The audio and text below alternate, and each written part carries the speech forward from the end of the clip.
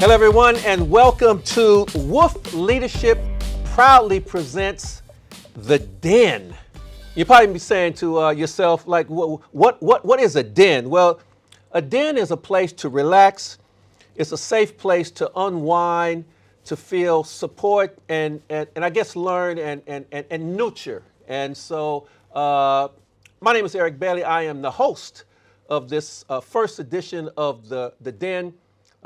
Presented by Wolf Leadership. And my first guest is Michael Croker. Now, Michael is a 30-year theme park industry veteran and currently is the head of entertainment at Village Roadshow theme parks.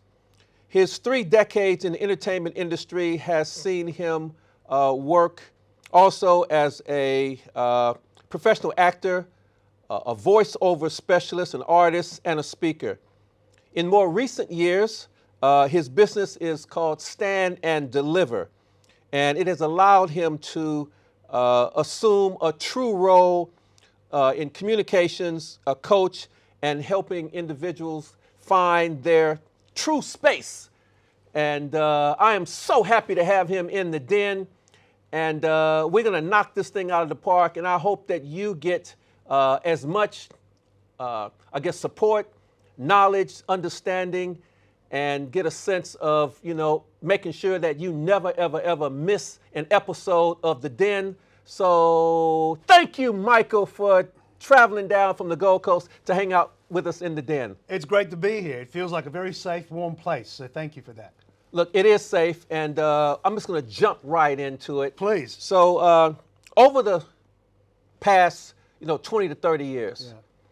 Give us a sense of what Michael Croker has been all about. What are some of the things that you've been able to accomplish? Where was the beginnings, and what happened in the middle, and what brought you to where you are right now? Well, it's interesting. I started out as a rides operator at SeaWorld when I was a kid. I was just out of high school. And operating rides, I would drive the train around the park, and I'd be stationed at these different ride locations where you could hear shows happening. There was all this magic happening around you, and you would hear the water ski show, which at the time was the longest running live show in Australian entertainment history. And you would hear the sea lion and dolphin and whale presentations happening. And that captured my imagination. I thought, that looks like something I'd love to do. And I guess in the absence of opportunity, I created opportunity, and I tapped on some doors and I made myself known. And the short version of that story is at 18, I became the youngest live show announcer in the history of the park. And I spent what I thought would be just a couple of years. I thought I'll do 2 or 3 years of this, and then I'll jump on a bus and move to maybe Sydney or Melbourne and pursue other dreams. But I fell in love with that business, and I found it was a great creative outlet.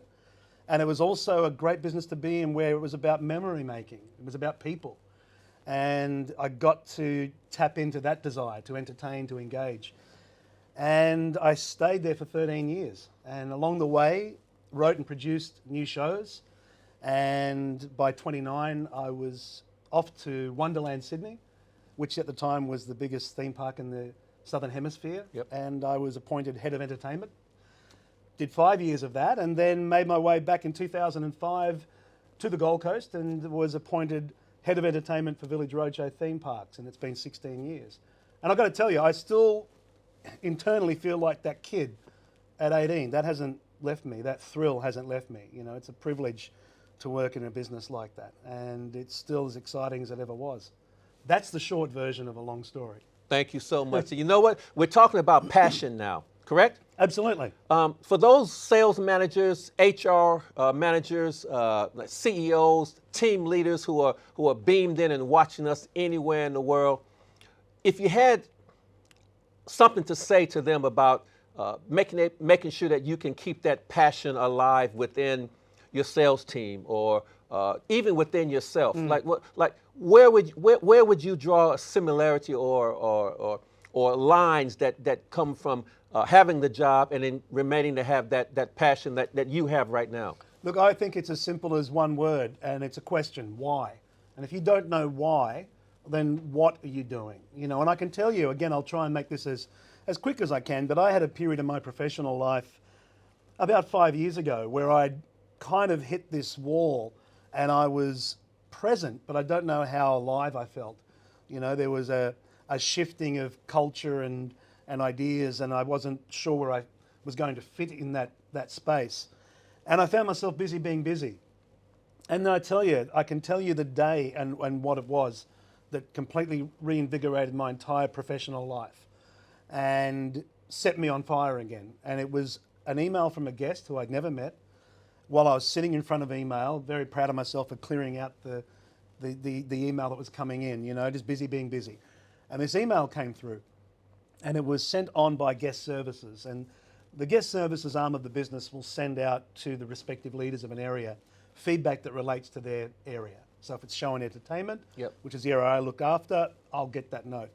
And that might be a critique, or it might be something that's complimentary. You don't know. So I get this email from guest services, and I sat and started to read it. And at first, it didn't necessarily draw me in. It began very simply with this lady telling me that she was a mum and her family had saved for over 12 months to have a holiday on the Gold Coast. And I'm reading through, and I can see it's a big email, so Yeah. I'm hoping it's not a complaint, you Yeah. know, and I'm scrolling through. And she went into great detail to describe that it was an important holiday because they knew it would be the last holiday with their daughter, who was terminally ill. And she said that we had 2 children, a healthy young boy and a terminally ill daughter. And suddenly I was really engaged in this communication, so I read carefully. She described in great detail coming to the park, one of our parks, and she arrived to, it was Warner Brothers Movie World. She arrived there with her husband and her son and her daughter, and they made their way into the park at the start of their day. And they spent over a year planning for this. And she said, we got to the top of Main Street, and we looked down and we saw Bugs Bunny, Sylvester, and Tweety Bird. And there weren't many people in the park at that time, so I said to my husband, quick, let's get down there. And she's being very specific, and I'm reading, wondering where this is going. And she wrote about how she's holding her daughter, and because of her daughter's condition, they'd never seen her daughter smile, because she's always living in some form of discomfort because of her illness. And she described as they got closer, Sylvester looked over to them, and there was a photographer standing by, and Sylvester gestured with cradling arms, come over and was cradling.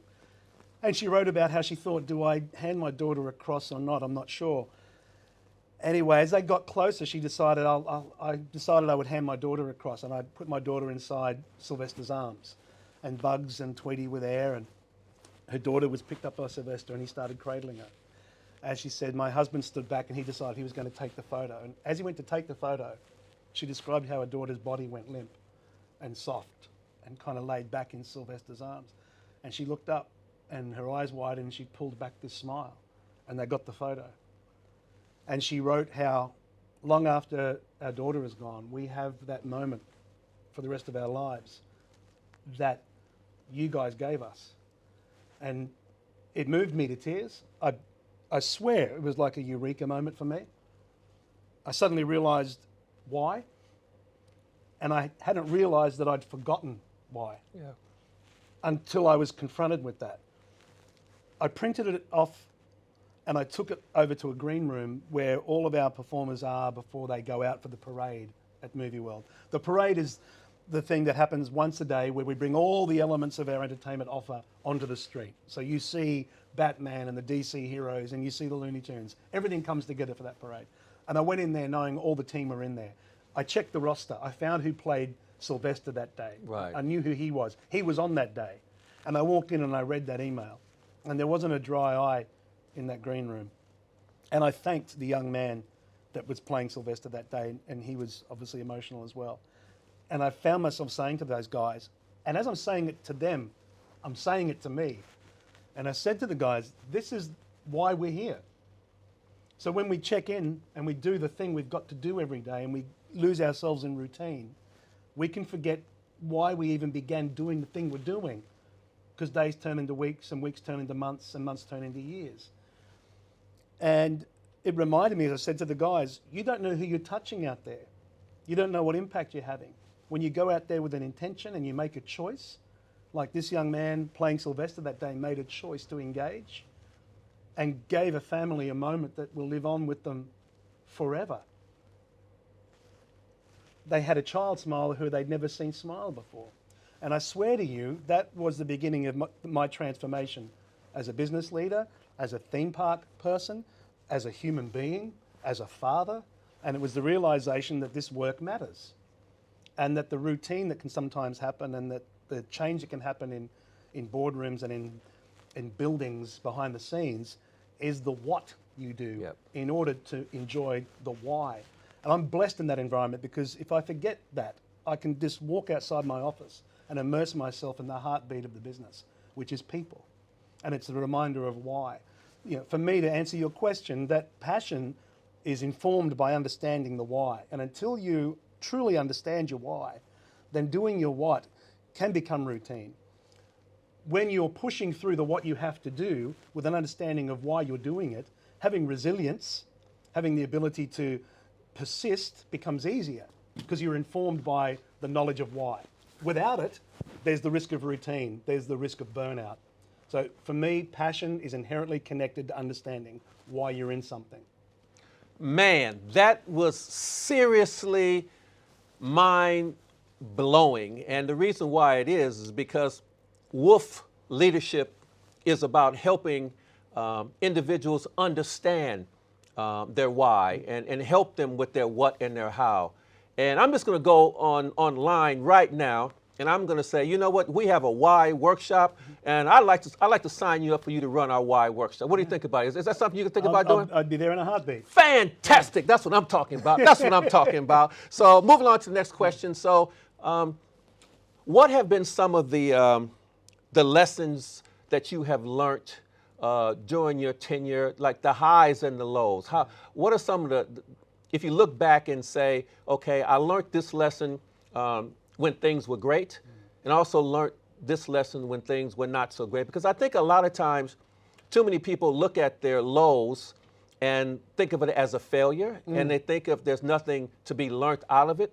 But I totally believe that no matter what happens in your life, the ups and the downs, if you actually reflect and do some deep self-reflection, you can learn some lessons out of that that's going to present more opportunities. Look, I think for me, the lesson of managing the highs, I believe, is maintaining humility and not letting yourself get too carried away with you on your wins. You know, because the wins are like the lows too. They're seasonal.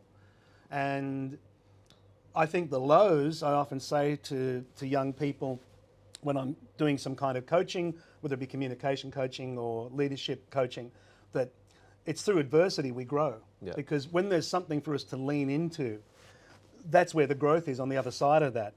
When the seas are calm and the sun is out and the sails are full, it looks like it's easy to be in charge of things, right? It's who you are when the storms hit that is the mark of your character, and how you carry yourself when the storms hit, because the storms are inevitable. Yeah. And I think for me, the lesson that I got, and I'm kind of glad I had a trajectory that was pretty quick, pretty young, and I'm glad then that youth was able to learn that humility is going to be important going forward. You know, that coming from truth rather than ego is vitally important, particularly when you're enjoying wins. Yep. And I think when you hit those lows, those inevitable lows, there then is the opportunity to demonstrate your ability for resilience and perseverance, and also be open to the process of learning. And if you're really honest about that process, you'll discover things about you didn't realize. And some of those things may not be comfortable. I often encourage people, get in the habit of being comfortably uncomfortable. Yep. Make that a practice. Don't run from adversity, walk into it, because through it on the other side is personal evolution. And if there's no personal evolution over the decades of your existence, what's the point? So for me, I remember a quote many years ago, which I've adopted and taken from him, from Clint Eastwood. He was being interviewed once and asked about his incredible career and how he's managed to sustain it without a lot of controversy.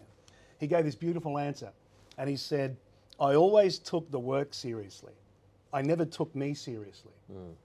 And I thought, well, there it all is in a statement. You know, do the work, give it everything that you've got to give, but in the process, let's keep you in check.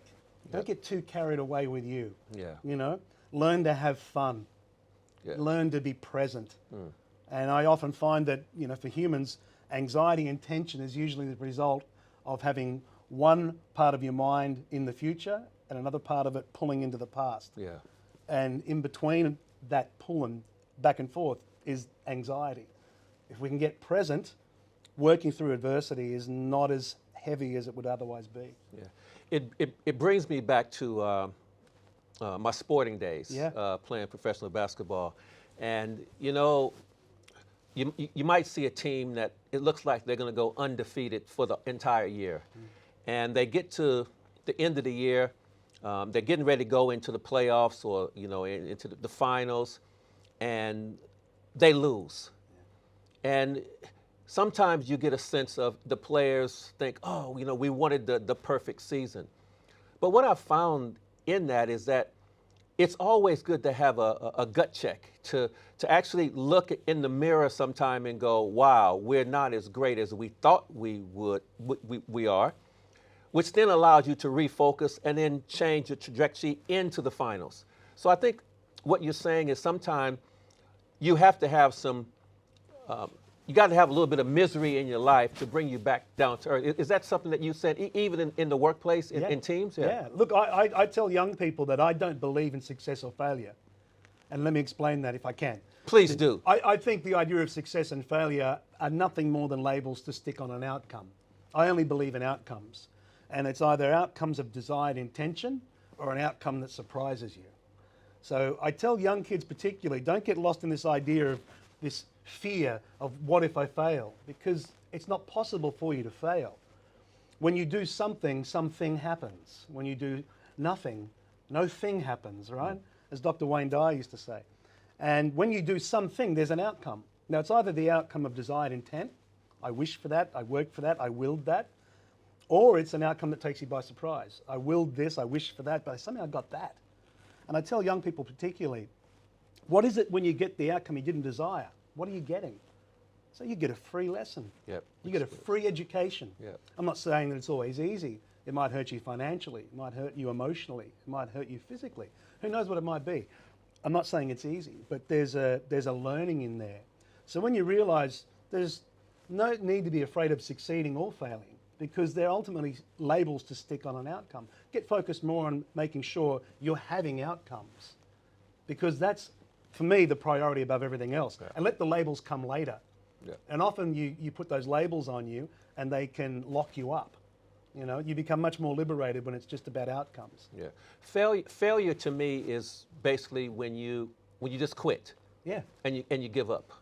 And I guess in the times that we are now, post-COVID or COVID-related, a lot of people seem to be hung up on the fear associated with it, and also hung up on, all of the negativity about it. I want to focus on this particular area, and that is marginal gains that people have been able to accomplish during the COVID. Yeah. So much is talked about what you can't do, but not a lot of people are celebrating the successes, even minor. So my question is, during this period or during the last 18 months, how important is it to celebrate even the smallest gains, like through COVID, in business, in life, even with your family? Look, I think it's more important than ever before, I think, and that's the gift of the whole experience. That's the learning. I remember when we shut our doors at Village Roadshow theme parks in March of 2020 for the first time in history. Wow. And I was out of work for 3 months with many other people. And no guarantee of what was coming after that. I remember thinking to myself, well, I can do this two ways. I can sit back and react, or I can stand up and respond. And I started to put my mind into what are the little things I can do every day that help me move forward. So I began by just moving. I would get up at dawn and I would walk 10 to 15 Ks a day, and I would clear my mind and I would refocus. I would see, would ideas come? Would I get inspiration? I started writing. I started creatively doing things for myself and generating new ideas and new concepts for myself that were outside the theme parks. So I took that as an opportunity. you know, the outer world will always largely be organized chaos, always. And while we can't control what's going on out here at all times, we're usually just bringing our desire to influence it, right? But we can absolutely control what's happening in here.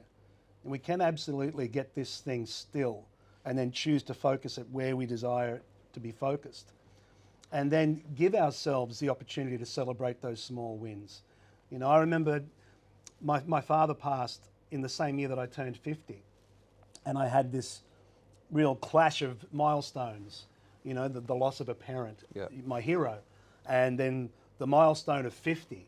And then I was working in China on a theme park project and found myself then for several weeks locked away in a hotel room on my own and dealing with that grief and the middle age thing or passing middle age. But I made these little increments of change. I suddenly stopped eating the way I would traditionally eat on those trips. Yeah. I would move a little more, a little bit each day, you know. And rather than mentally focusing in on the loss, I was mentally focusing in on the gratitude of having had the man for 50 years. Yeah. And I found myself, this is a great computer up here, right? It can take in new programs and you can upload new content, but you've got to do that. Yeah. And if you don't do that, then you're simply just reacting to things. So I took that was the turning point for me, that milestone year of making a conscious effort to be more in gratitude on a daily basis for the things that are moving in the right direction. And also giving yourself that little recognition on your interior. I did well today. I don't have to take the city every day, but I can head a step closer every day and give yourself the opportunity to sit in that and recognize it was important. That's become a habit now that is just very routine now. Yeah. We're talking about true leadership now. We're talking about how can one person influence an organization. And as you're talking, I'm thinking about, okay, so you were positive. You had your own game plan. How were you able to influence your team at the park? How were you able to share your insights to other people around you who maybe weren't as positive as you were? Because at the end of the day, what we want to do as leaders, and it doesn't matter what capacity you have at your company, if you truly want to get the best out of your team, if you truly want your sales figures and your KPIs to rise, if you want to have that customer service reviews and feedback like the family who sent that letter in, how can you transcend what you've just said to your team in an effective way that not only do they see it, but they can feel it? Yeah, it's a great question. Because it's not good enough just to know it and just to think it. You got to feel it yourself. How were you able to do that? Look, I think for me, I've had to learn to evolve as a leader because I guess the traditional model is I'm going to head to the front of the line, I'm going to take control, I'm going to relay answers. You know, I'm going to forecast what's ahead and then come back with answers. And what I've learned, particularly in the last 12 months, is to do the opposite. And I've started to realize that there's more ability to influence positive change through release rather than retention, you know, that I must hold the wheel. I'll give you a great example. We've just started what I call the monthly meetups with our frontline team members. And in those sessions, I'm the guy taking minutes and they are running the agenda. So all I'm doing is facilitating a space where the frontline team members can come in and be in front of myself and our senior leadership team and own the room. Now, sometimes that can be uncomfortable, right? Because they're driving the agenda and you're responding. And the act of me taking the minutes is an important thing too. It's a physical act of also saying to the team, you know, this room is your room. And what I'm here to do is capture where you're collectively at, where you're individually at, what your needs are. Then with us as a leadership team, we will go away and form an action plan to respond. We do that every month. That's only new. Yeah. And it's been born out of understanding that I want to break that cycle of being a reactive leader that's coming in post-issue, you know, or toward the end of an issue when it's probably gotten more malignant than it needed to be. So what I found was, it's been liberating, is that you don't have to be the person up front necessarily. You can be the person sitting at the back who's more actively listening than he ever has before. And that itself has been a great transformation for me. Truly understanding what it is to actively listen to people rather than passively hear them. Right. And I often say to people, that is a superpower. Right. You know. So everybody in the team, no matter what the title says, is a leader and has the ability to influence. But you have to listen. You have to listen, and then you also have to be seen to be taking a step to create action. You know, I remember saying to my leadership team, if we do this, it'll be a really nice idea that will be for naught if we do this, and then on the back of that, do not follow through with change. Right, yeah. So it's going to be important that we back those sessions up with real change, even if it's small. And I'm telling you, we sat in some sessions there where an issue you would think is a really tiny issue, but for that team was a really big issue. I can tell you in one session we had with our wardrobe and distribution team. So these are the guys and girls responsible for moving all the character suits and the costumes and the Batman and the Superman suits and turning them over 7-day trade. And that's an engine room, right? That's an engine room of activity. And these people are working tirelessly in that space. And we hadn't been in a room together for a very long time with all those people. And the hottest issue in the room, where there was the most intensity, and I'm sitting there taking minutes, was we just need more stationery. Oh. We look around, we can't get hold of pens. There's no paper. And then another person would pipe up at the back of the room. That's true, it's ridiculous. All we're asking for a pen. And I remember thinking to myself, this is the biggest issue? We fixed that within 12 hours, right? Yeah. But it highlighted to me the importance of making sure we keep that door open and we get that flow of communication happening where it doesn't have to be you at the front leading the dialogue. Yeah. You know? I want to talk about the biggest elephant in the room. No, I'm talking about the biggest Godzilla in the room. Right. The biggest Godzilla on the planet. The biggest topic in the world right now is COVID. Yeah. With everything that you've just said right now, what is your personal experience as to where we are headed with communication, with leadership, with accountability, with personal responsibility, with teamwork? Where are we headed in that direction of how to improve all of that with all of the COVID uncertainty facing businesses, facing families, facing teams, facing all industries? That's a really good question, and there's a lot to unpack there. I know, and I ask the tough questions, my brother. I'm feeling that. Yeah, you're feeling that. Yes. but here's what I'll Yes. tell you. Okay. And the thing that I'm learning is it's more about nurture, it's more about conversation, it's more about direct engagement. And look, I'll go back to 2005 really quickly to make this point. When I was first appointed into my role and based at Warner Brothers Movie World, I started meeting the team members one-on-one. I thought I'm going to get to meet every frontline team member and just get a sense of who they are, where they are, and what they contribute. So I can understand the business at all its layers before I start to introduce change or before I start to introduce reform to existing practices. This one lady from the distribution team, where the laundry and everything else is taken care of, comes into my office, and she was obviously anxious. You know, she walked in and she was a little nervous and her eyes were kind of darting around. I said, "Oh, please grab a seat. It's just a conversation. It's lovely to meet you." And she was clearly, getting worked up. And I said, "Are you okay?" And she said, "I'm sorry if I'm nervous. It's just that, look, I've been here for almost 15 years and I've never been in this building before." Wow. Now, my point being, that was a signal to me that there needed to be change there, right? Because he was somebody that was really worked up about just sitting in the office of this person with that title who oversaw all of this. What does that mean? It must mean something that's impending doom, or it must mean a drama. All it meant was, let's just have a conversation. And here's who I am, who are you, and where do you fit? And here we are now in the world that we have. And I think more than ever, you want to make sure that you're in dialogue, that you're in a process of reassuring. And that's the burden, I think, on today's leaders. Am I creating a space where I'm able to be a voice of reason, reassurance, where I'm able to be a collaborator with people. I'm in the process right now of redoing position descriptions for our key leader team. Now, traditionally, I would be building those with our people and culture division and handing them down. What I'm doing now is meeting with the team one-on-one and doing it in a dialogue. You tell me, what does this role look like now for you? What does it look like going forward? Let's build it together. So for me, the lesson in the current climate has been, let's flip it around a little bit. Let's make sure that the team are engaging and feel like there's opportunity to come and lock in with their leaders in a way like never before.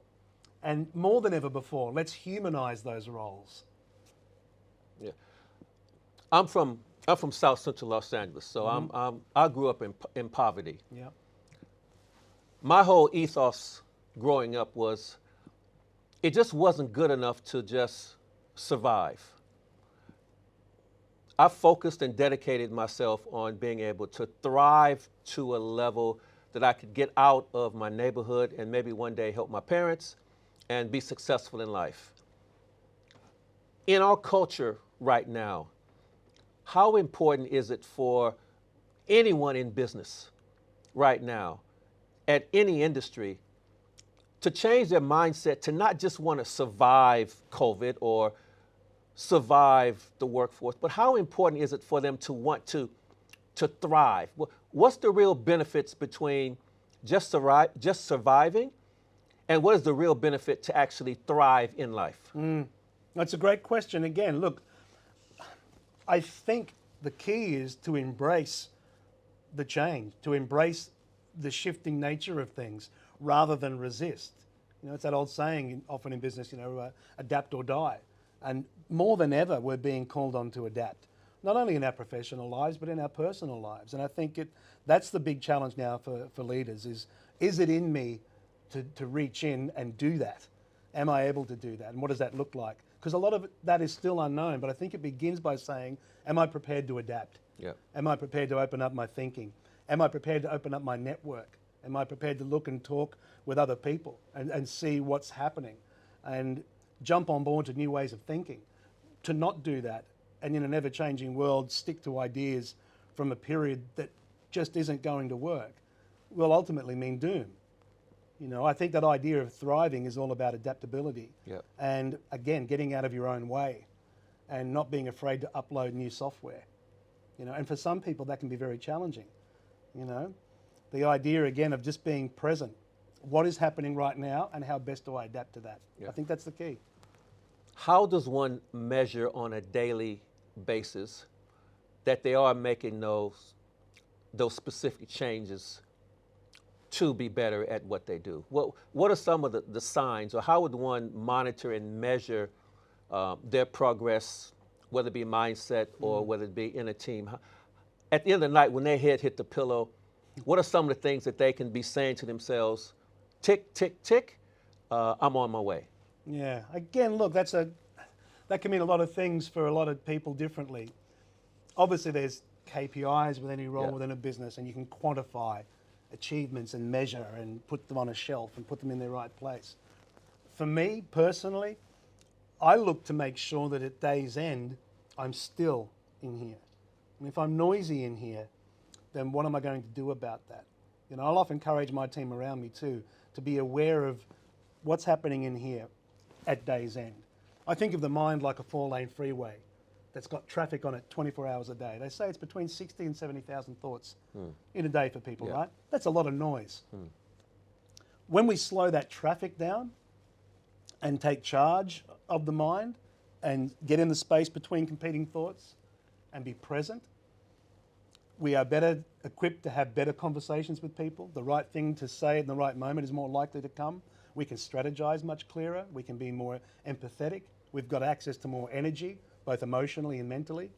I take, for me, a meter of success to be, how's my mind when I get to day's end? And if I'm noisy here, which is connecting to feelings here, let's fix that tomorrow. Let's have that conversation, that awkward chat I know needs to happen. Let's pull that team together and unpack the elephant in the room, whatever that might be. I'm talking more about the stuff that's quieter and is still important rather than the quantifiable KPI kind of business, which still has its place, right? And there are certain set KPIs that are going to tell you, here's how the business is tracking, particularly from a sales perspective. Yep. But for me, that humanistic approach is all about how still are you when you get to day's end? Have you processed the day and got it out? Okay. The correlation between the team, the work environment, the work relationship, how does that fit with how you feel when you get home to family, to kids, to the dog, the cat? Yeah. How do you sort of stay on top of both when one of them is basically out of sync? Often, particularly leaders will find that during the day, everyone you encounter is getting the best of you. And then when you get to night's end with family, children, the dog, the people that love you the most, they get the rest of you. Right. And the rest of you is usually what's at the bottom of the tank, Yeah. emotionally and mentally. Yeah. And you justify it to yourself. Well, I'm very important. Yeah. And I have very important things to do. And I'm trying to provide all of this. And I'm trying to carry us through. And what I've learned over time through not having been good at it initially, and there's always prices to pay, right? Yeah. There's always trade-offs.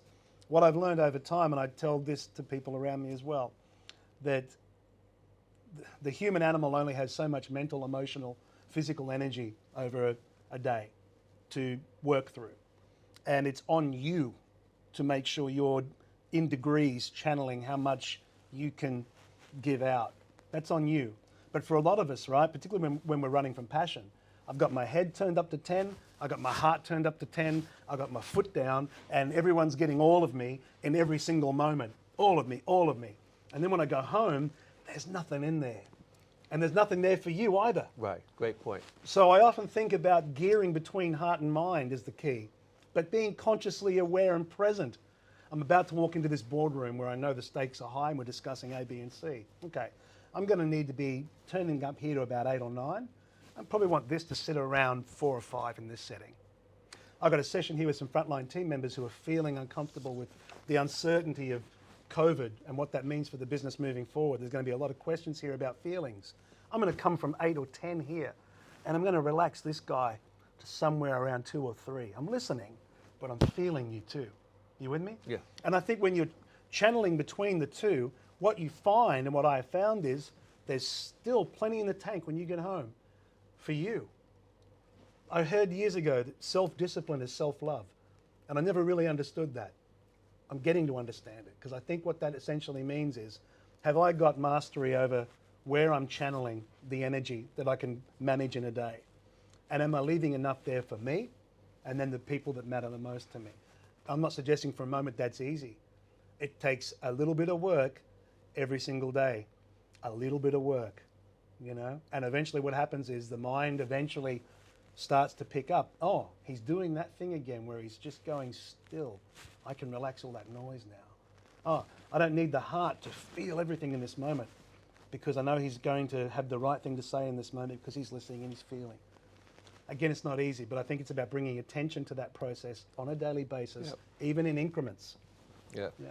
This whole segment is called The Den, and it's called The Den for a reason, and that is it's honesty, it's openness, and it's the ability to give our audience information and support that they might need in every area of their life. Wolf Leadership is about sales enablement. It's about a holistic approach to mental and physical well-being, and it's about mindset. And one of the things that I need to do, I want to do as the host of this show, is to bring that to the audience and being open and honest. When you start talking about the family not giving enough attention, I've just ended a 37-year marriage. Yeah. And some of the things that you've just said right now, like I'm guilty of that. Yeah. But now I've got to pick myself up, and I've got to move on and I guess readjust and rethink how I do life. So thank you for bringing that, and I want my audience to know that we're human beings, and we're in a place where we're always adjusting our thinking and our actions. And for any HR manager or sales leader or CEO out there who's watching this, if they were feeling mentally drained, mental fatigue, maybe not living their life to the level that they should live, if they want to stay connected with the family, if they were not living in congruent with who they are, if there was just three things that you could say to them, because that's what Wolf is about, is delivering that kind of content. If it was three things that you could say to them about, what you would recommend that they at least would consider within their organization and within themselves, what would those three things be? I would go with know your triggers, actively listen, be present. None of these three things can be achieved instantaneously. They are about daily habit forming. I had a moment where I came home and I was trying to resolve a situation with my wife some years ago. And in the heat of that moment, she said to me, "Don't come home and talk like the manager. I'm your wife." Yeah. And I remember arguing with her that I'm not talking like the manager. I'm just fixing this problem with you. And then I began to hear myself. You're talking like you're the boss. And it was a real good awakening for me. A little bit of light came through the curtain, right? Yeah. You are doing this thing, and you're not aware that you're doing this thing. And it was the beginning of trying to find out, what are your triggers? What are the things that kind of set you off? What are the things that get you distracted? When you know them, it's much harder for anyone to pull them, right? But that comes with, again, paying attention to the inner world, the inner workings here and here. And that's a gradual thing that has to be done daily. So be present. Am I in the moment right now, and am I listening? Regardless of what the situation might be. And that's hard, right? Particularly when the emotions are rising and you're a little spent. All these things go hand in hand. But are you present? Are you right here in the moment, and are you listening? And to truly actively listen to somebody requires energy. It requires a bit of effort. That's why most people won't do it. Because it's much easier for me just to hear you and not be changed by you, not be challenged by you. Yeah? But it's much more compelling. It's a superpower when you get better at it. And I've been working hard to get better at it because I think I was so busy being busy and so busy being the guy that had all these things to do that it's okay to not have to be in charge of everything. Yeah. And you do have to take time out to understand, again, what are my triggers? Am I able to actively listen and allow myself to be challenged and change the way I see things? And am I in the moment? Am I regularly in the moment? Or am I constantly in a state where multiple thoughts are competing for my attention and I give you the illusion that I'm here with you? Right. Yeah. And if you're doing that at work and then doing that at home, there's only one way to go. Yeah. And it's not up. Yeah. And so the challenge then is self-discipline and acts of self-love. For me, that was just as simple as getting up in the morning and walking at dawn after my father passed and doing that every day. I mean, I was 105 kilos at the start of that journey. I'm not now. Yeah. I changed diet in increments. I started walking in increments. And the walking was not so much about physical transformation, mental transformation, Right. and presence. Yep. Truly being present. When you see the sun break at dawn every day and you're walking in nature, for me, that was just my thing, right? It conditioned me to realize there's a rhythm to things here, Michael. Yeah. There's a rhythm. Are you in rhythm? Or are you racing about chasing things and controlling things? Yeah. The messages that are coming in this chat, how beneficial is it for organizations to have external companies like, say, Wolf or something equivalent to actually come in and deliver these type of messages through a different lens, not for someone who's within, but for someone who's without, looking in can see some of the problems and then come up with viable solutions. Do you think that's necessary in today's time? More than ever. Yeah. We build our bubbles, right? Yeah. And we stick in our bubbles and we find our tribe in the bubbles. And it's comfortable in the bubble because we're all talking the same way about the same sort of things. I can go back in time where I was working at Wonderland Sydney. We were cash flow negative. at that time. So the park was in dire straits. And the CEO, every few months, would call what he called crisis meetings. And the word was on the street this one afternoon, hey guys, there's a crisis meeting at 3:30 this afternoon. We're going to go up and talk about the cost base on each of the divisions, and we're going to go up and talk about A, B, and C.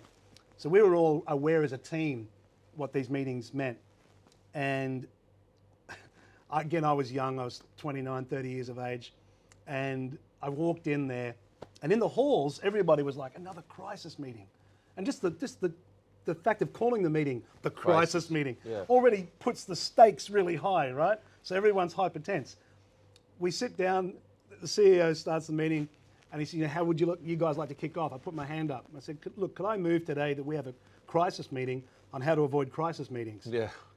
There was a laugh, and then there was some open discussion and debate, and then the CEO, is a dear friend of mine to this day, asked me to stay behind at the end of the meeting and asked me to never hijack one of his meetings again. Oh, wow. Yeah. And I was very idealistic. It's like, I'm not hijacking the meeting. I think we can challenge the corporate conversation we're having. Because I think we're feeding into this idea of it's a crisis. And I don't doubt that it's a crisis, but we're going to talk today about cost. We're going to talk about turning off capital investment. We're going to talk about wage freezing. We're going to talk about all those things we've got to do to survive. And we'll do that again in a few months' time. But we're never talking about people. Yeah. And we're never talking enough about product. And I would argue if the product is working and relevant to the market and the people are passionate about that, revenue and performance will follow. But we're doing it at the cost of that. So he and I could talk very frankly with each other, and we had a robust discussion. My point being, it might have been easier for a message like that to come in from outside the bubble. Right, yep. Because in the bubble, a conversation like that is out of step with the corporate language that's happening at the time. So it's more of a, what did you just say? Yeah. Rather than, that's an interesting point of view. Yeah. So, and I'm not even necessarily saying that I was coming in with any kind of real answer for that, but I was wanting to challenge the corporate language. I think an external party coming in to tell us inside the bubble would have had more gravitas. Right. Just by virtue of the fact that we know you've come from the outside in, you can only tell us honestly what it is. Right. There's great value in that. Yeah. Okay. Well, Michael, look, you know, you've answered so many questions. You've given up your time to be our first guest in the den. In the den. In the den. I just want to thank you for your insightful information, your knowledge. I just want to give you an opportunity right now to wrap it all up with answering just one question. In a perfect world, in a perfect economy, what's one characteristic, one word that you feel that every company, organization needs to have as its cultural representative as a word? Trust. Trust. I think it starts and ends there. Okay. If I trust the vision, if I trust that I'm validated, that I'm required, if I trust that you see me, if I trust that you know my worth and my value, then I'm on board. If I can't trust any of that, we're going to have some problems, right? Yeah. Okay. Michael, if any of our viewers would like to get in contact with you or you know, have more interaction with you, how would they best contact you? How would they find you? I'm easily found on LinkedIn, and I have a website at standanddelivercoach.com where it's easy to make contact with me there also. Okay. Yeah. Well, thanks, Mike, for hanging out. My honor. In the den. I like what you've done with the place. You like what you've done with the place? Yeah. The chairs look good. Yeah. We have to thank our props department for putting that together. You've been fantastic. Thank you so much for spending the time. We're going to be delivering special guests in the den every single month. This month we were basically focusing on marginal gains, of just how to get the best out of yourself and appreciate it. My name is Eric Bailey. I am the host of The Den. Thanks for stopping by. Join us on our Instagram, join us on our Facebook, join us on our YouTube. We are going places in 2022. So peace, and I'm out.